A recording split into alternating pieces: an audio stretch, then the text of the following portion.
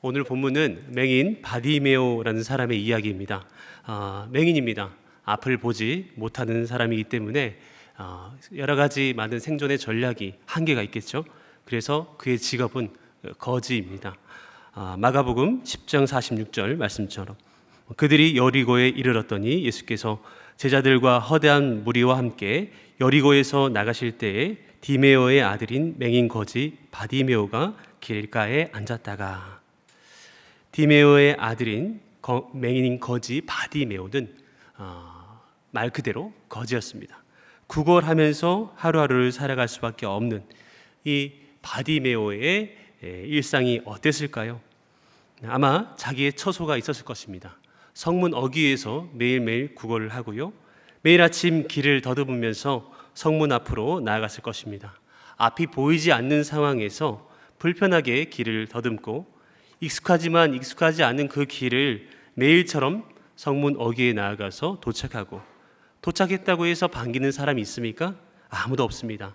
그저 여기가 성문 어귀이고 손을 이렇게 손으로 더듬으면서 자기 자리에 앉습니다. 그리고 사람들의 인기척을 느끼고 그 인기척이 느껴지면 누구인지도 모른 채 손을 내밀어서 날 좀 도와주세요 라고 부탁하는, 그것이 그의 일상입니다.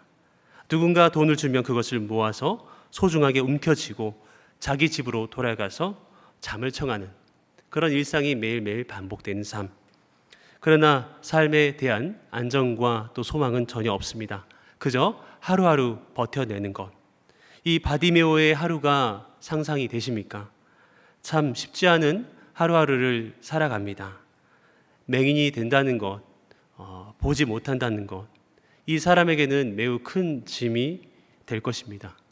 저도 최근에 눈에 대한 그 소식을 들었어요. 저의 눈에 대한 결과를 받았었는데 늘 언제나 맑고 초롱한 사슴 같은 제 눈을 자랑했었는데 많은 분들이 안 믿으시지만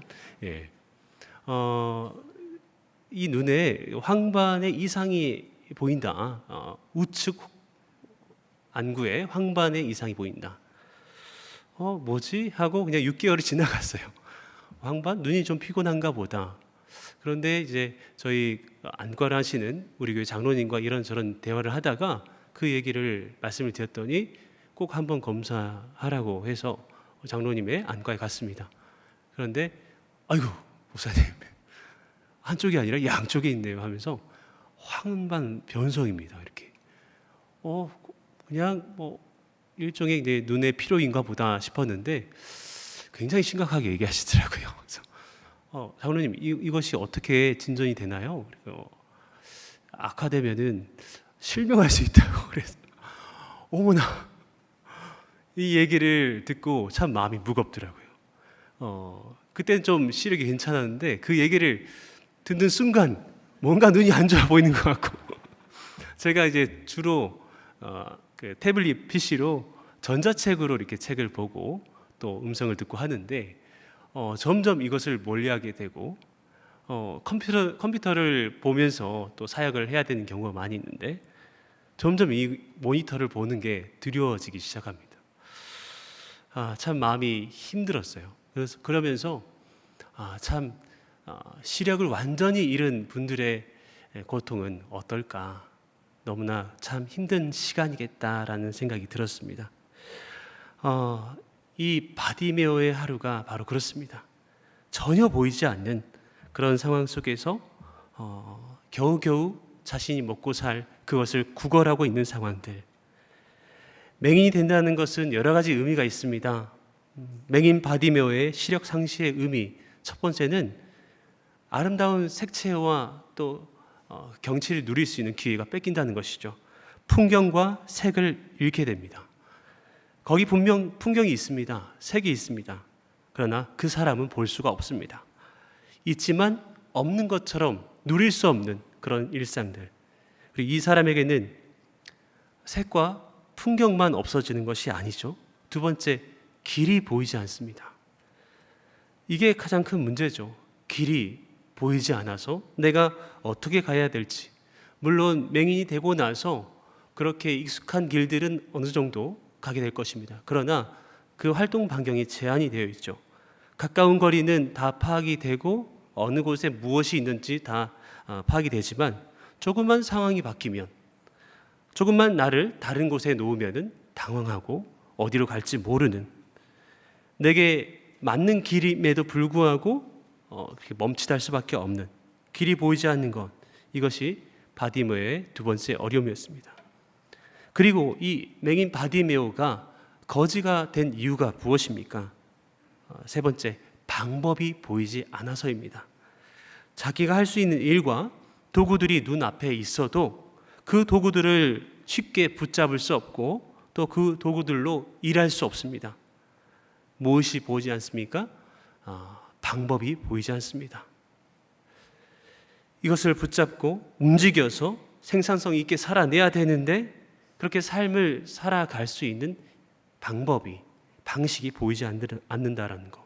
이것이 바디메오가 경험한 삶의 현실입니다. 이렇게 복음서에서는 이런 맹인과 또 중풍병자, 수많은 병들이 있는데 거기에 대해서 예수님이 특별히 고치신 사건들이 참 많이 나타납니다. 그것이 치유되는 기적, 왜 그것이 기록이 되어 있을까요?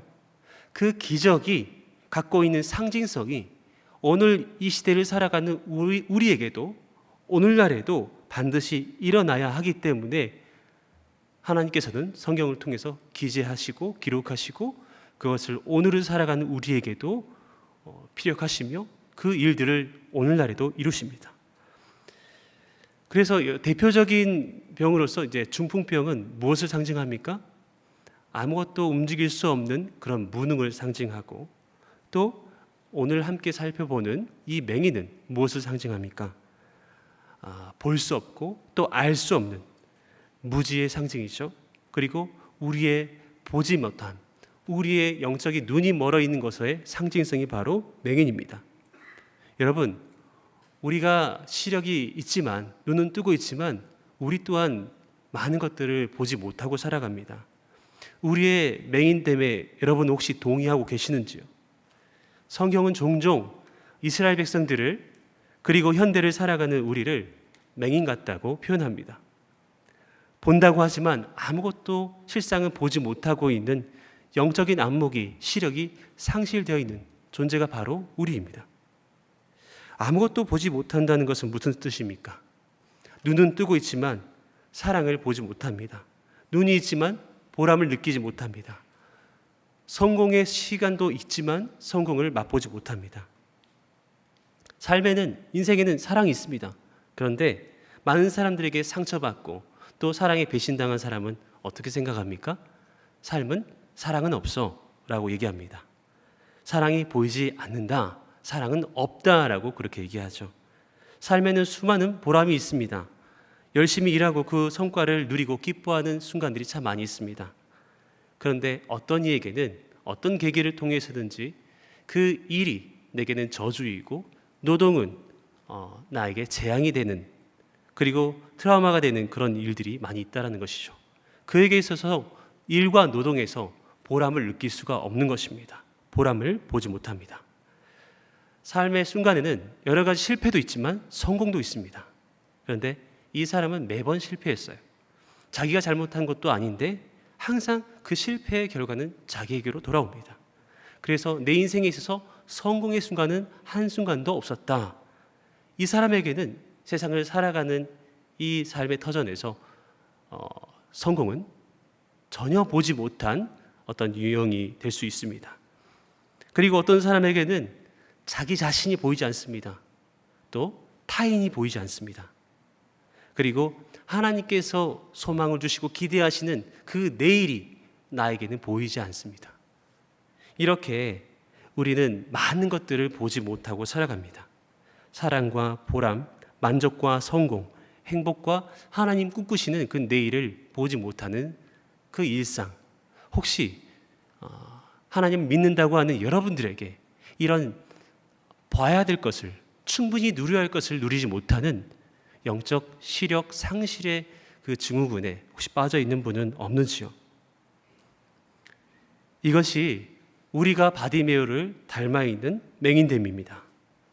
세상을 보고 싶으나 보이지 않아서 세상은 아무것도 없다고, 원래 아무것도 보이지 않는 것이 삶이라고 정의할 수밖에 없는, 내 인생에 분명 길이 있으나 길이 없어 보이니 몇 번 넘어져 보면서 내 삶에는 길은 전혀 없어 라고 얘기하는 그런 체념의 정서들, 수많은 살아갈 수 있는, 그리고 하나님의 뜻을 이룰 수 있는 도구가 있지만 그것을 어떻게 붙잡아야 할지, 어떻게 활용해야 할지 모르는, 방법을 모르는 영적인 맹인의 현상들, 그것이 우리의 맹인됨입니다. 그런데 우리는 이런 바디메오가 갖고 있었던 세 가지 특징보다 더 심각한 영적 시력 상실의 그 증상에 빠지기도 합니다. 다른 본문이지만 맹인을 치료하는 사건이죠. 요한복음 9장에서는 예수님은 바리새인의 맹인됨을 지적합니다. 바디메오는 그래도 자기의 맹인됨을 알고 있었기 때문에, 맹인됨을 인정하고 있었기 때문에 다시 보게 되는 기적을 누리게 되죠. 그런데 바리새인은 어떻습니까? 바리새인은 첫 번째 특징이 편견입니다. 보고는 있지만 말 그대로 한쪽만 보고 전체를 보았다고 생각합니다. 하나만 알고 전체를 아는 그런 오류에 빠져 있는 것입니다. 우리는 이런 눈먼의 증상들을 많이 경험합니다. 어떤 사람에 대해서 한 가지 모습만 경험했습니다. 한 가지 사건만 있었을 뿐입니다. 그런데 하나를 보면 열을 알지. 사랑하는 성도 여러분, 하나를 보면 하나를 아는 것입니다. 열을 알 수 없습니다. 하나를 보아도 하나를 온전히 못 보는 것이 우리의 실존이고 한계입니다. 그런데 많은 분들이 이 단점 한 가지만 보고 이 사람은 이런 사람이야 라고 규정짓습니다. 그리고 이것이 나에게도 있죠. 나에게 있어서 어떤 리스크나 어떤 핸디캡이나 그리고 단점이 있는데, 약점이 있는데, 이걸 가지고 내 자신에 대해서도 마치 이것이 전부이냐, 모든 것이 끝난 것처럼 내 자신의 삶에 대해서도 규정하고 한정짓습니다. 타인에 대해서, 세상에 대해서 이런 편견을 갖고 살아갑니다. 하나를 보고 모든 것을 보았다고 하는 사람들의 시력입니다.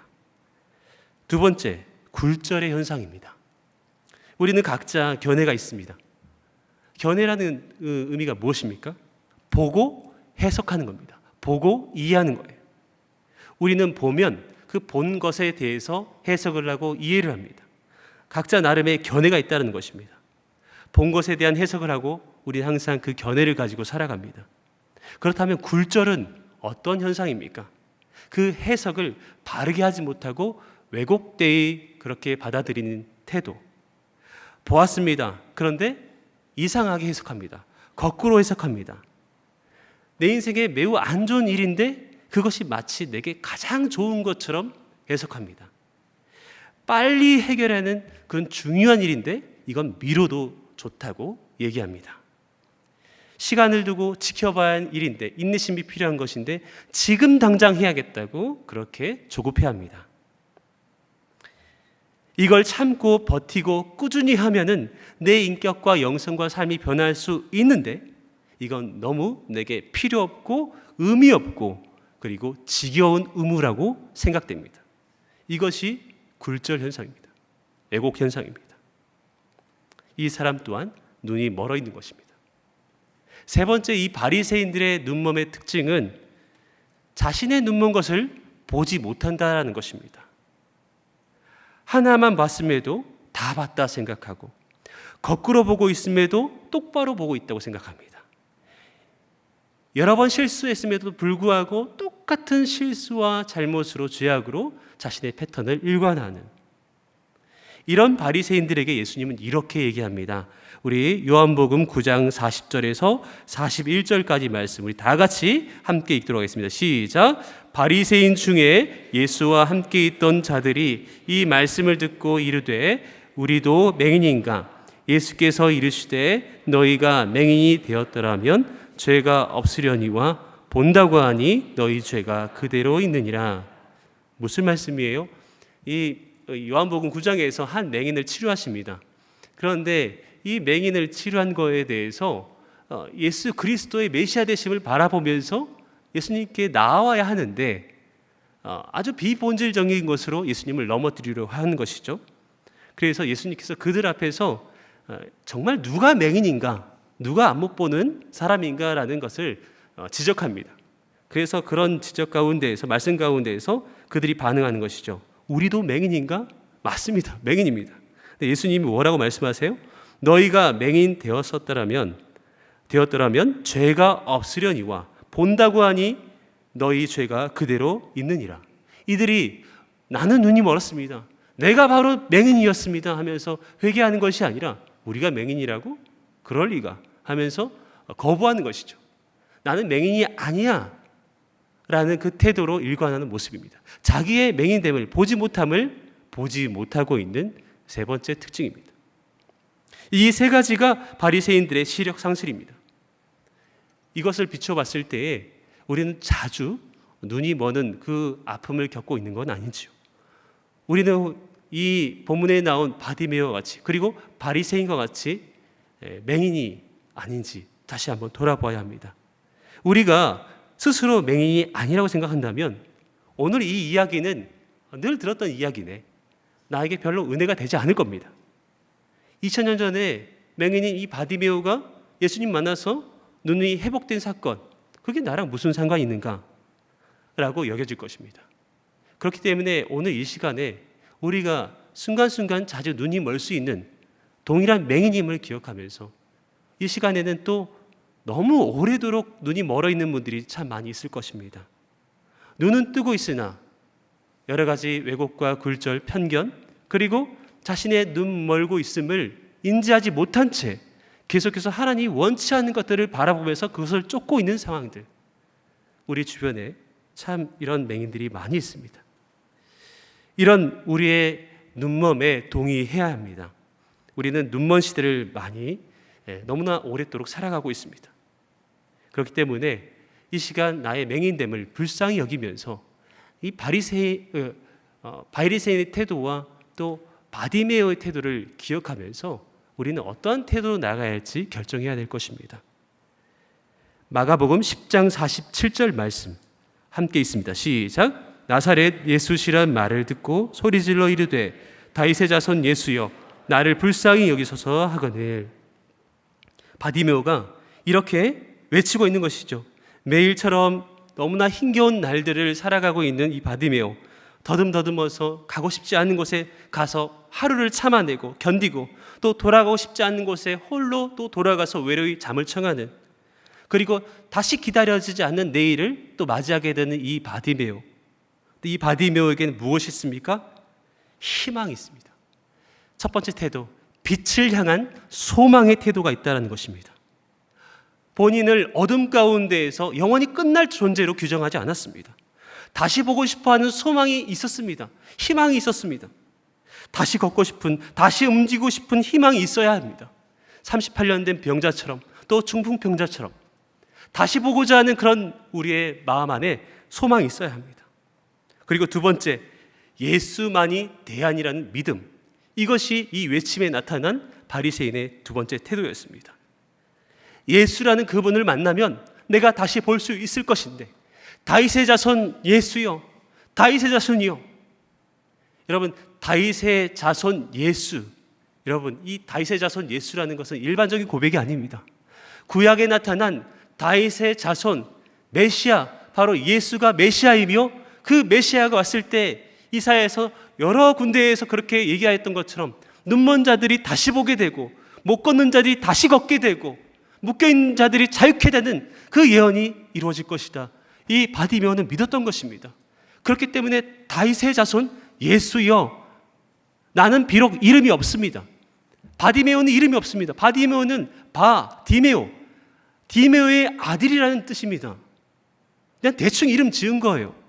누구네 아들, 이렇게 이름 없이 살아가는, 나의 존재감도 전혀 모르는 그의 삶 가운데에서 눈도 캄캄해지고 예수를 붙잡고자 하는, 희망을 붙잡고자 하는 그 힘도 사라진 그에게 예수 그리스도 이름, 나는 이름이 없으나 그에게는 이름이 있는데 그 이름은 다윗의 자손 예수. 예수라는 이름의 뜻은 무엇입니까? 자기 백성을 죄에서 구원할 자, 이 예수의 이름을 간절하게 외칩니다. 예수만이 나의 대안입니다. 예수님이라면 나의 이 깊은 오래된 그 맹인의 삶에서 나를 건져낼 수 있습니다. 세 번째, 이 부르짖음, 이 바디메오의 부르짖음의 태도에는 두 가지가 있는 거예요. 간절함과 절박함.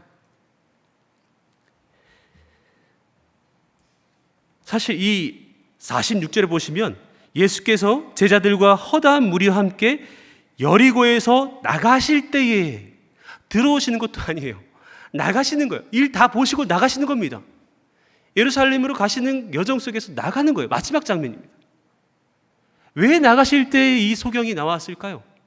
그만큼 수집하고 또 듣는 것이 늦을 수밖에 없죠.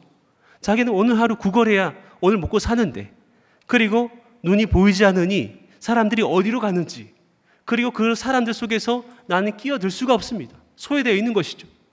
그렇기 때문에 예수께서 나가실 때에 아마도 그때에 예수께 나올 수밖에 없었던, 그런데 나가실 때 뭔가 상황이 종료되는 것 같고 문이 닫는 것 같습니다. 그때 우리의 정서는 나를 못 보셨구나.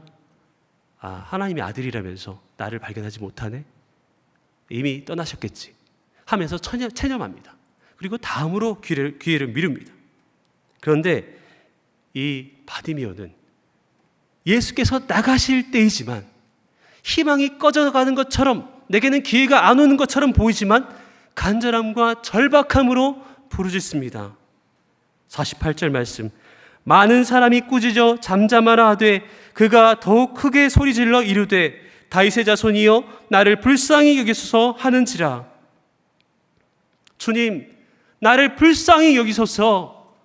많은 사람들이 조용히 하면서 핀잔을 쥐고 압박을 해도 이때를 붙잡지 않으면 나는 더 이상 소망이 없어. 예수님만이 나의 소망입니다 하면서 더 크게 소리 지릅니다. 이 절박함에는 무엇이 담겨 있습니까? 나는 더 이상 이렇게 살 수 없다는 결단이 포함되어 있는 거예요. 내가 지금까지 못 보고 있었네요. 오늘 말씀 참 좋습니다. 오늘 내가 못 보고 있는 것들을 깨달았네요. 그런데 오늘은 좀 은혜가 없네요. 다시 뭔가 보는 그 느낌이 없어요. 나중에 하나님 보여주시면 다시 볼 수 있겠죠 하면서 그렇게 체념의 정서가 아니라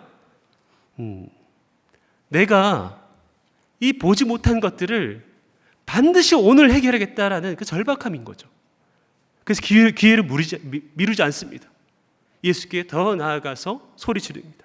이 절박함, 더 이상 나는 이렇게 살 수 없다라는 굳은 마음. 두 번째, 간절함에는 신뢰가 담겨져 있습니다. 아무나 그렇게 외치지 않죠. 구걸할 때도 그렇게 간절하게 외치지 않았을 것입니다. 예수에게 그렇게 간절하게 외치는 겁니다. 이 간절함에는 신뢰가 담겨 있는 것입니다. 주님만이 나를 보게 할 수 있다. 주님이 나에게 이 세상을, 이 기회를 내게 허락하신다. 이 절박함과 간절함이 그 안에 합쳐질 때에 이런 울부짖음으로 나타나게 되는 것입니다. 나를 불쌍히 여기소서. 나를 멀리하지 마소서. 그냥 지나가지 마소서. 나는 당신이 필요합니다. 여러분, 우리는 절박해야 됩니다. 우리는 간절해야 됩니다. 너무나 많은 예배 속에서, 너무나 많은 은혜의 기회 속에서 이 부르짖음의 정서가 많이 사라진 우리의 모습들을 바라보게 됩니다.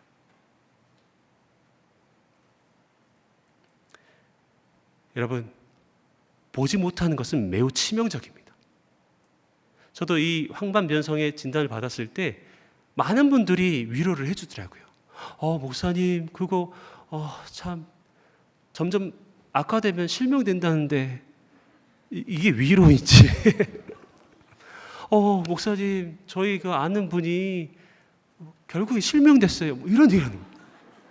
위로야 뭐야 하면서 기도해 드릴게요. 어쩌면 좋아. 그래서 아직은 지금 시력이 괜찮거든요. 물론 이제 피곤하면 약간 이렇게 만약에 줄이 있으면 이게 휘어져 보이는 현상이 있긴 있어요. 그러나 이제 하나님께 내어 맡기면서 간절히 기도했어요. 하나님, 바울처럼 기도하는 거죠. 바울에게도 육체의 가시가 있는데 이 육체의 가시를 떠나게 하기 위해서 3번이나 부르짖습니다. 저 따라서 3번 정도 강하게 부르짖었어요. 근데 하나님께서 특별히 말씀이 없으시더라고요. 점점 더 눈이 피곤해지고 뻑뻑해져요. 아닌가 보다. 내 은혜가 내게 족하도다, 이런 말씀이신가? 그런데 생각하면 할수록 이거에 대한 두려움이 점점 커지는 겁니다. 그래서 내가 여전히 사역해야 될 그 시간들이 많고, 또 바라봐야 할 영혼이 많고, 또 우리 아이들이 커가야 되는 그것들을 좀 아름답게 지켜봐야 되는데, 뭐야 이게 나이 많은 그런 연로한 사람도 아니고 이제 40인데, 그 장로님이 그렇게 얘기하시더라고요. 아이고 40년 더 써야 되는데. 그래서 안타까운 마음으로 저를 이렇게 걱정해 주시더라고요. 그런데 그것 때문에 사실 사역에 대해서도 부담이 느껴지고, 또 보는 거에 대해서도 두렵게 느껴지는, 내 눈을 아껴야겠다는 그런 마음들이, 인간적인 마음들이 많이 생기는 거예요. 그러면서 하나님 앞에 절박하게 부르짖는 것보다는 계속해서 내가 인터넷을 찾아보면서 환방변성의 그 증상, 그리고 결과, 카페도 한번 들어가 보고 그러고 있더라고요. 그러면서 제가 오늘 이 바디메오의 이 본문을 갑자기 떠오르게 되면서, 사실 오늘 본문이 이 본문이 아니에요.